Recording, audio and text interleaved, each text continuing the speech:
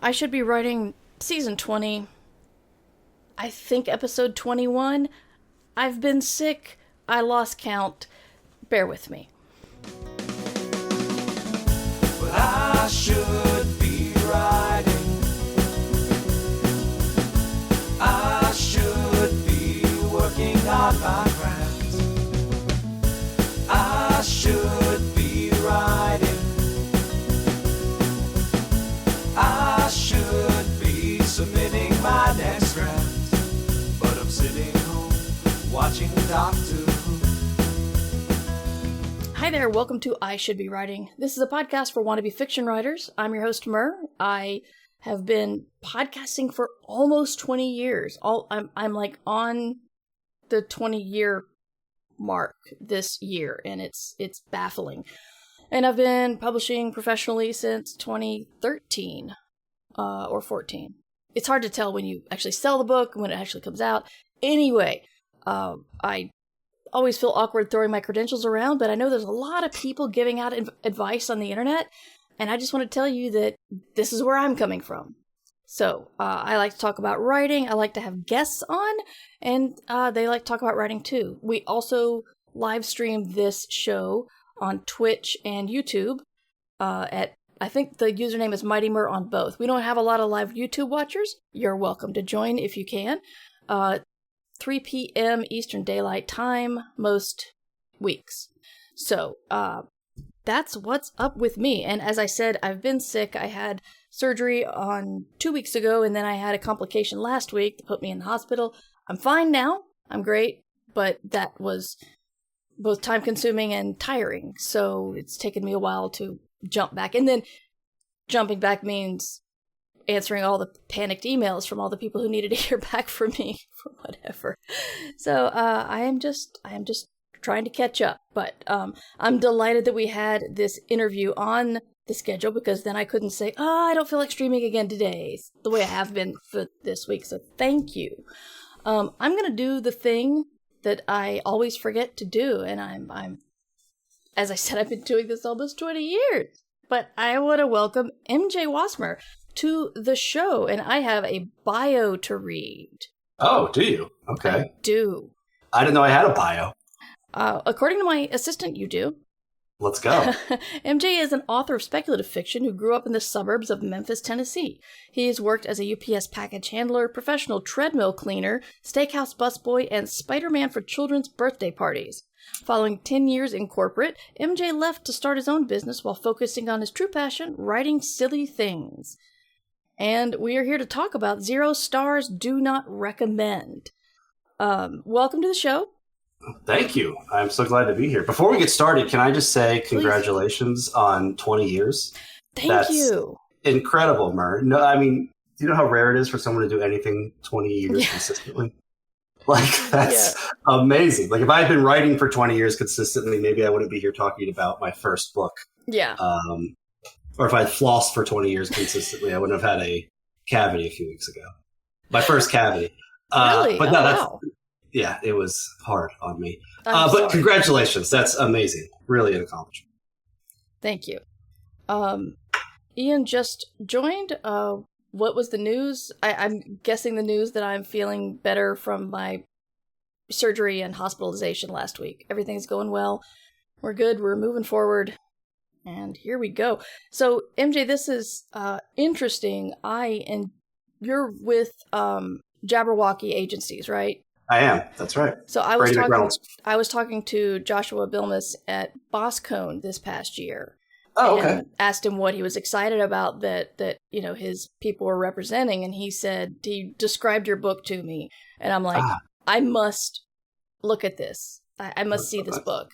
And so he sent it to me, and I was very excited to get you on the show because I like silly things. I know a lot of people write very important things, but humor is my where I go to for escapism and fun. And so 0 stars do not recommend is out in early August, and MJ's going to tell us about it, please.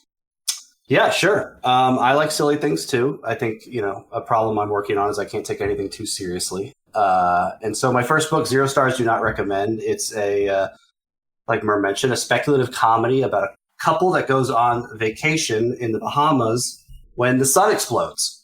And they're trapped, on this remote Bahamian island at an all-inclusive resort. And very quickly, what was once all you can eat becomes about rationing resources, right? And to make things worse, the elite guests in Building A, which is this luxurious building on the resort, they stage a coup and they commandeer the island's supplies and invoke martial law, right? And so our main character, who's kind of been a professional underachiever his whole life, is kind of faced with this dilemma once he finds a way off the island. Like, does he stay and help these folks that he's befriended on the island, or does he selfishly tuck tail and head back to the mainland with his girlfriend, Mara? And that's kind of where we start. That's a very, very silly Thank you, Mer. concept. I love it. I appreciate that. So this is your debut novel, and I've had a lot of interest in people debuting since 2020 because as the world has been in uproar, publishing has too, from everything from the price of paper to supplies, and then just, people not buying books. A lot of people who debuted in 20 and 21 just didn't get noticed because of everything. And I was... from your point of view, how do you feel debuting now? I know you don't have the other years to compare to because you only got one debut year, but right. How are you finding the debut experience? Stressful. I would love to. I'm very excited, obviously, but I don't know. I have been a bit. I've had a bit of melancholy this summer. Like, it's finally coming out, and it's about to be out into the world, and that's a scary thing.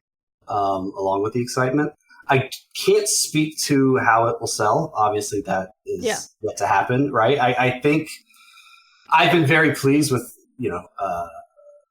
how people have reacted to the book so far. Like, I feel really good about that, especially, my community locally, they've really rallied around the book, which has been wonderful. So yeah, I'm excited and I'm worried and I've had a stomach ache since like April, but I'm here and, it's really exciting to, cause it's been a dream of mine since I was in 6th grade to write a novel and for me to actually be like holding it in my hand. Mm-hmm. It's a pinch yourself moment. That's great. Yeah.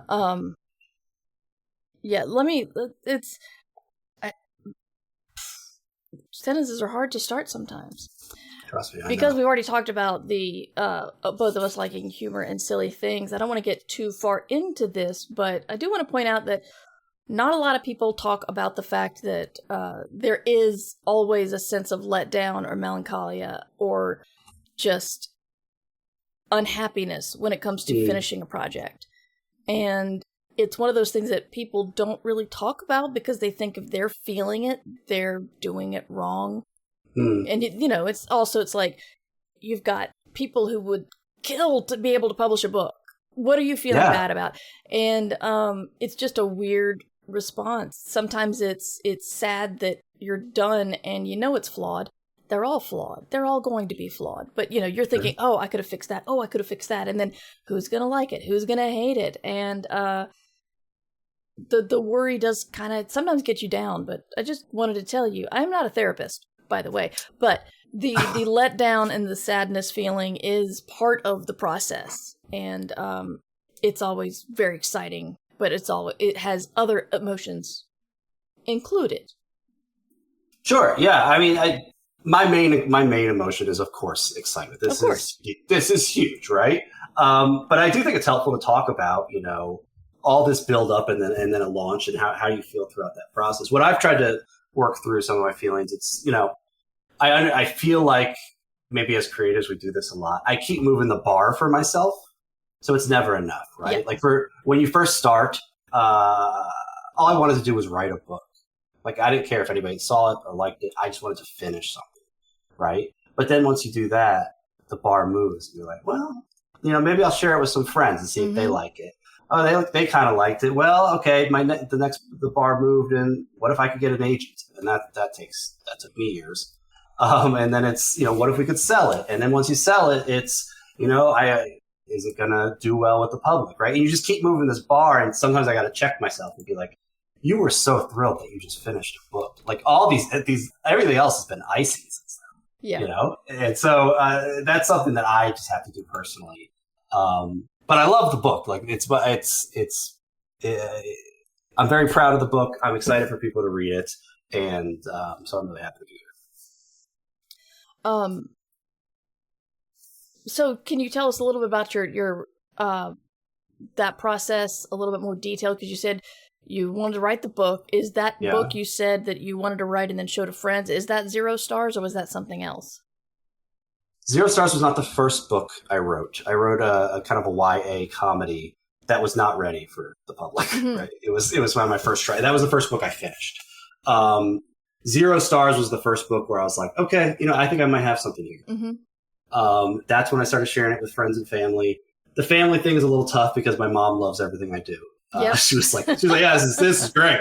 Yeah, New York Times Look #1. What you made! Yeah, Yay! I know. Like, I wish I could put her blurb on the cover because it was just amazing.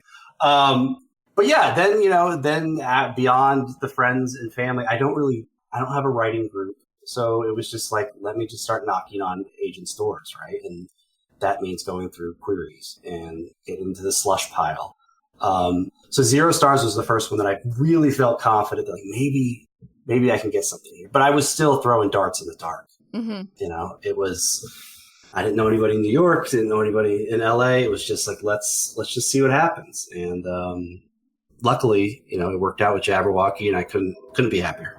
How long did it take you to sign with Jabberwocky? I mean, from when you first started going out to signing with Jabberwocky? That's a great question. It was probably a year. I think it was a year. And I wasn't querying consistently for a year, but I would query for a bit and then I would stop, and I'd query for a bit and I stopped. And I was almost ready to hang it up, right? Like I was just like, okay, you know what? I gave it the old college try. You get so many rejections that you start to feel like you should, be immune to it, but it feels like a picked scab every time. Yeah. But it, after a year, I started to get some buzz, or not buzz. I started to get some interest. I started to get, some full requests after a few edits. And then, I think that's when Jabberwocky took a real interest. And from there, I was like, I knew I wanted them. I was like, Jabberwocky, they are my people. And they've been amazing. Space Valkyrie says, rejection never stops stinging. I feel that.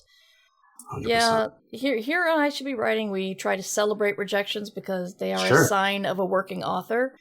We don't deny they hurt. I mean, I've been rejected recently and it sucked.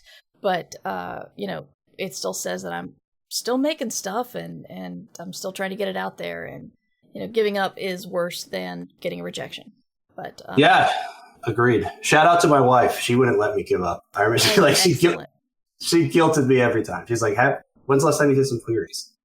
I'm like, she's right. And honestly, the last push that she asked about that's when it worked out. That's great. I owe all this to her. The book's dedicated to her, of course. The supportive spouse, I think, is very important if you have a spouse. My husband has been very supportive of me since the beginning, so I understand what you mean. Definitely. Dedicating and acknowledging spouses and anybody who helped you write the book. Good idea. Yeah, my wife has been a total rock star. She also runs my Instagram account, at Wassmer Writes, if you guys want to check it out. She is amazing marketer, and she's been helping me a ton, and I couldn't have done this without her. Excellent. Yeah. So a lot of people ask me about pseudonyms, and you are going as MJ Wassmer.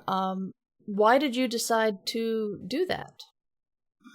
So, wasn't the plan, but after a quick Google for Michael Wassmer, there was other folks who had done some stuff worthy of recognition, and so that I was just like, let's try MJ Wassmer. The SEO was better, so I wish it was some big deep answer, but it's just the SEO was better. But everybody has their own reasons for needing a pseudonym. That's not a bad one at all. Yeah, SEO is good. My mom was like, no, you got to be Michael. Wassmer. Your name's Wayne. I was like, it'll be all right. I think she's come around to it now. I'm not ashamed of the name, Mom.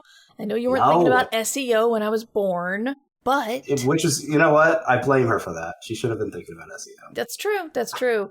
But, being... That's some advice for new mothers out there. Think about the SEO of your baby's name. That's right. You really need to think about that SEO, y'all. It's very important. Elon Musk is a pro at that. No one else has his kids' names. That's true.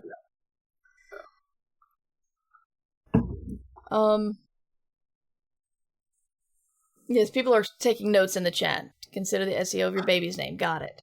If you leave with one piece of advice for this interview. Yes, exactly. So I think one thing I like to talk about is the fact that there's good news and bad news to new writers, and that is everything you're feeling now that scares you or keeping you from writing, that doesn't go away. But what you learn is you can move past it. So it's like, I still have, I don't want to write today feelings. I have my career's over feelings. I have everything I wrote, just wrote is crap. All that. I just know that those are normal responses and I have to keep going.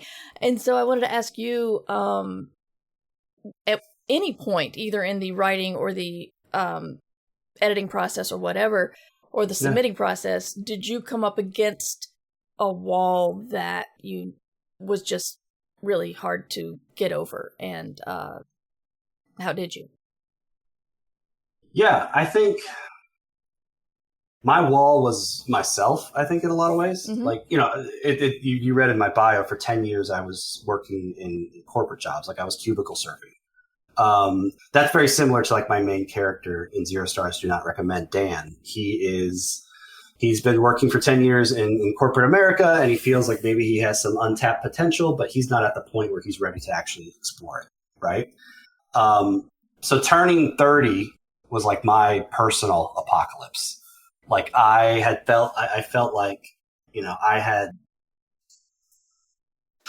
I'd worked 10 years of my life, focused on the corporate ladder, and I hadn't accomplished anything professionally yet that I was super proud of, right? Like, I personal life was great, married my high school sweetheart, beautiful home, beautiful life, but like professionally, I was like, things are going fine at work, but like I kind of ignored my passions for 10 years. I don't know if I was too lazy or too scared to pursue my dream of writing. But then I turned 30, right? And like, I was bald already, and like, I had gray beard hairs, and when I stand up, my knees do that Velcro thing. I was just like, what am I doing? Right. And so 0 Stars Do Not Recommend was like kind of me working through those feelings, right? Like, I thought like an end of a world scenario where a character is literally out of time was kind of an interesting canvas to explore, feelings of like inherent worth and restlessness, right? And there's some toxic masculinity stuff thrown in there. So that's what I had to work through, was getting over myself and actually putting in the work. I heard something recently that says, you can't think yourself into better actions, but you can act yourself into better thoughts. And that's what I had to do. Like, I had to get out of my own head, sit down, and just do it. Yeah. And that's kind of what I owe my first, my debut novel to. Yeah, actually, on Space Valkyrie's stream yesterday, they were talking about people worrying that it's too late, like they're getting older and it's too late to publish. I was 39 when my first book came out. There you go. And, there's a couple of things that happen. I worry about a lot of these new YA. Usually they're YA writers. They're in their early to mid 20s. They've gotten a huge book deal. I don't know if it's still happening. It was happening like about 10 years ago. Yeah. Just these people would come out with these amazing trilogies, and you hear they got like $1 million deal. Yeah. But to put in a plug for my other podcast called Ditch Diggers, nobody tells you when you get a big fat advance check that you have to put away taxes on that. And Sure. advance means that money is Sure. not coming on the other side of publication until you earn that much money back.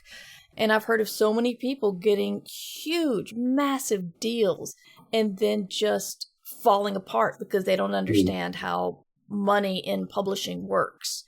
And, we were saying that in your 30s, you will have experienced some of the responsibilities of a boring adult life. And therefore, you can look at your writing career with that boring adult life lens, which means you might, treat your advances better. I mean, I talk about money every once in a while, but Sure.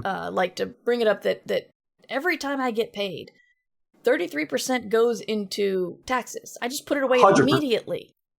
Absolutely. I am paranoid of the tax man. Yeah, Yes. That's literally, that was some of the first questions my wife and I had. We're like, what are the tax implications here? I didn't have to worry about $1 million. Yeah. But I was like, and you're right, like 33%, like that's getting tucked away.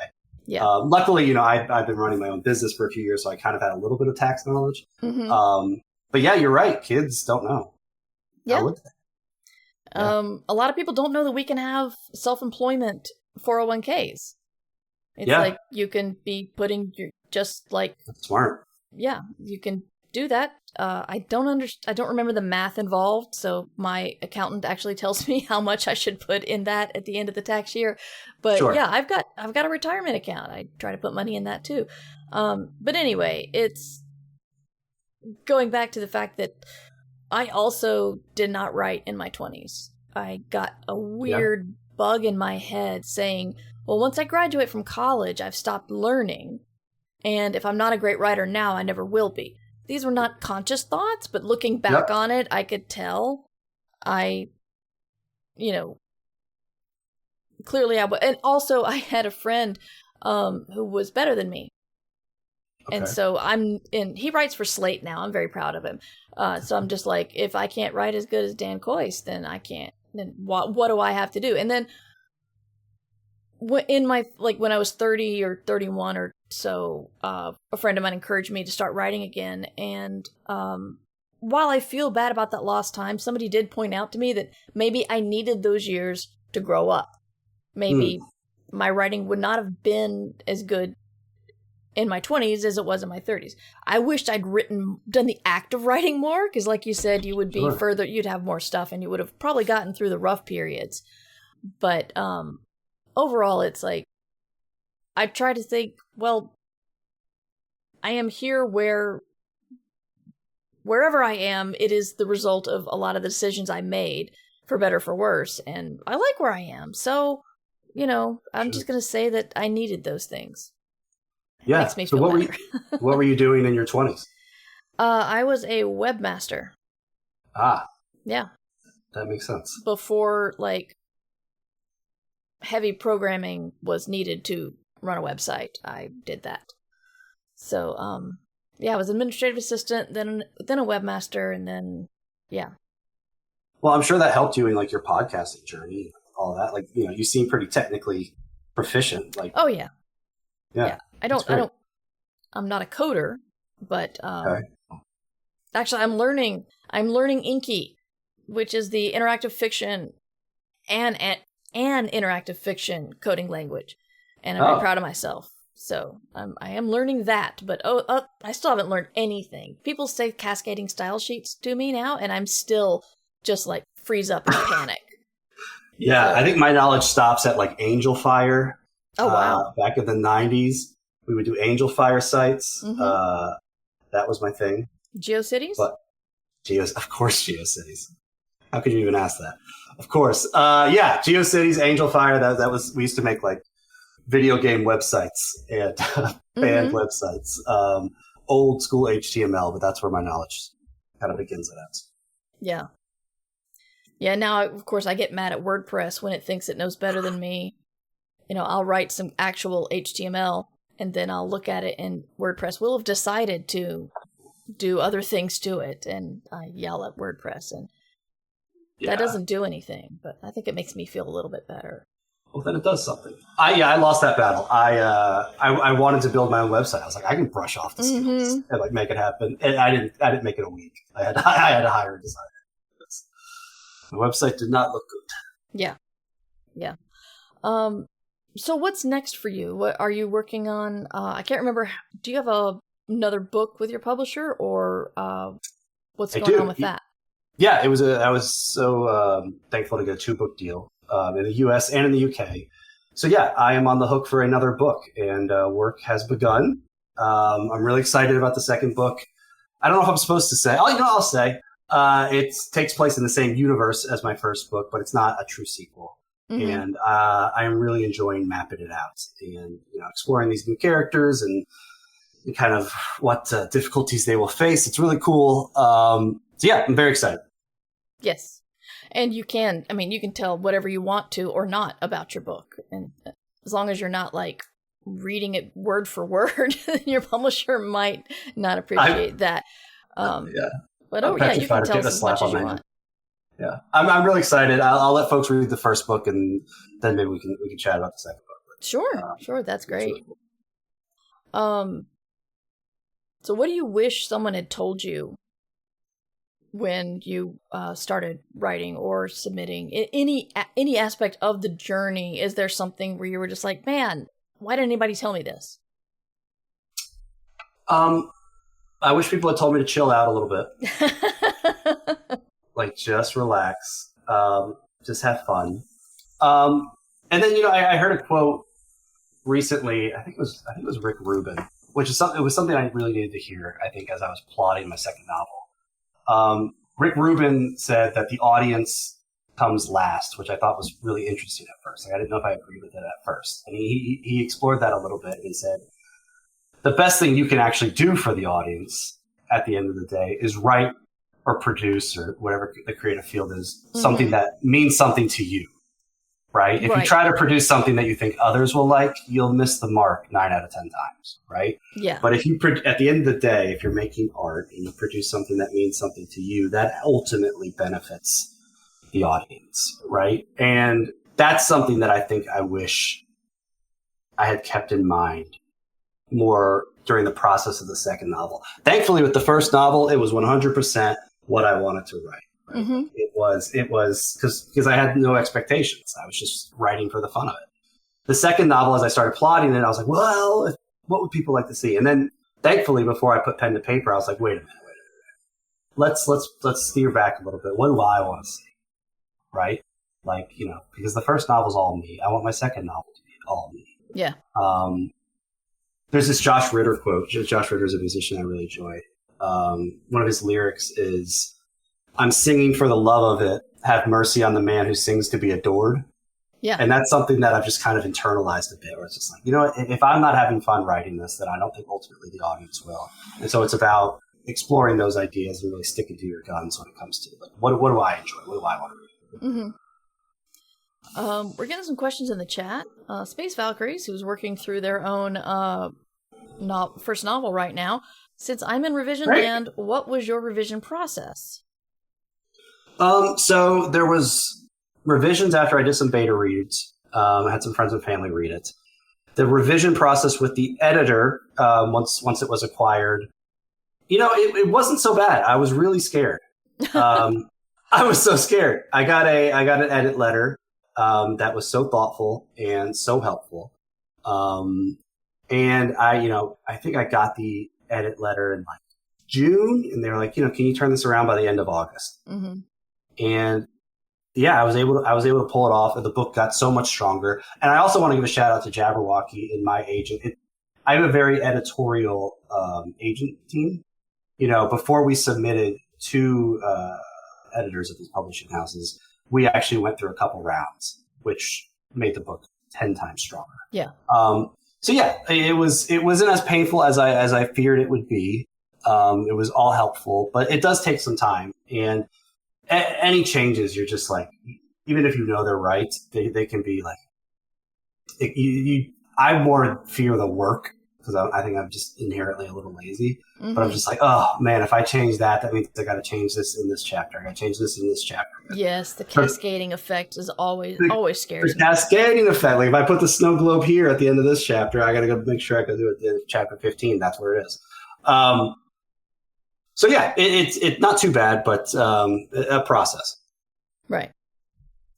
Underpope asks, do you use any plotting or writing tools such as Plotter or Scrivener, or are you a discovery writer?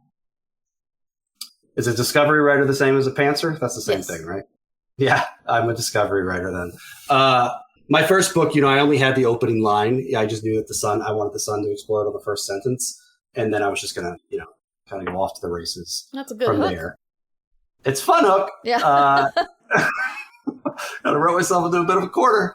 But with the second book, obviously, the publishers deserve to know what's going to happen before they're like, yeah, go write that. Mm-hmm. So I had to kind of expand my skills a bit and put together a synopsis with plenty of room for me to still be creative in there, obviously. So that's been a skill that I've been trying to explore a bit is, Michael, you need to plan some things out. Yeah, that's another thing that isn't talked about enough, which is for your second book, they'll want an outline, which I think is supposed to help you so you don't write an entire book that they don't want. But for people who are discovery writers, that is a huge hurdle that I didn't see coming. And I still struggle with turning in submissions. I turned in one today and I'm already questioning the things I said. But how closely do you stick to your outlines? Not closely, and the editors sometimes don't like that. My problem is I come up with my best ideas in the middle of writing. That's how I feel. And I can't get those ideas unless I'm I can't get those ideas when I'm saying, and then they go to here and do X. I can't get the fun details or think up the brilliant thing that I think is brilliant that will take them in a completely different direction. But I wouldn't have known that until I wrote it. So sometimes I have been dinged for deviating from the outline a little bit. But that's a struggle. That might be in my future, I think. Totally get it. Yeah, the Kids Are Asleep says you can't know what you know until you know. And Space Valkyrie says an outline is more of a suggestion, guidelines, if you will. Yeah.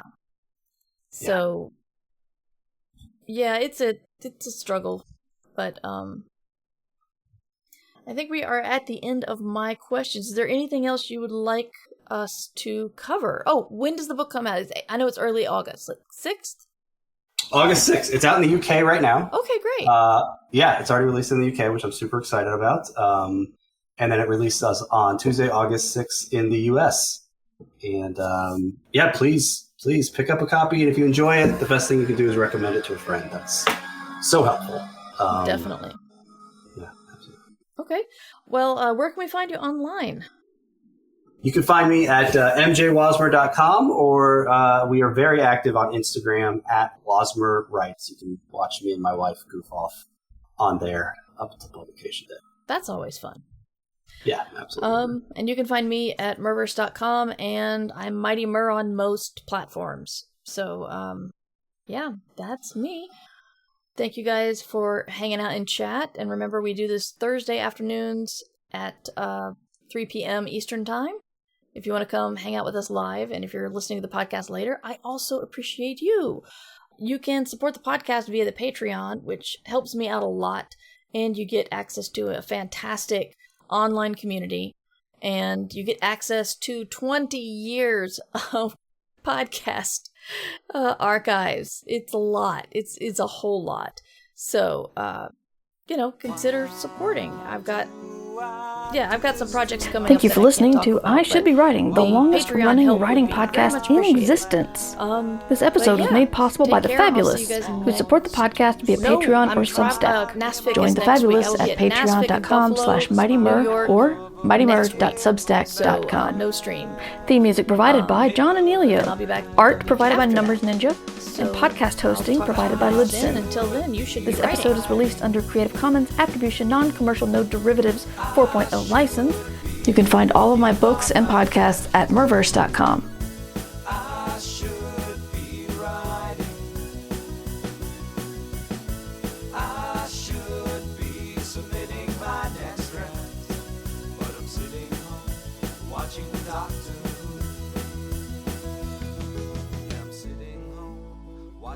Doctor Who.